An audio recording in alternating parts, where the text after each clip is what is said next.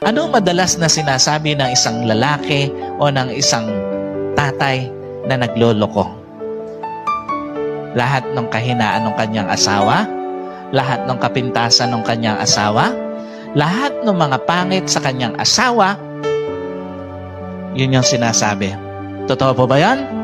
Pag ang isang lalaki nagluloko, lahat ng sasabihin niya sa ibang tao, lalo na doon sa kinalolokohan niyang babae, kapintasan ng asawa niya, kapangitan ng asawa niya, lahat ng hindi maganda sa kanyang asawa. Tanong niya, bakit ko alam?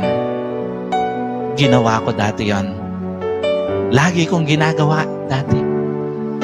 Kapag ka meron akong nakikitang tingin ko, parang maloloko ko na naman, lahat ng kapintasan nung asawa ko sinasabi ko lahat ng mga hindi niya nagawang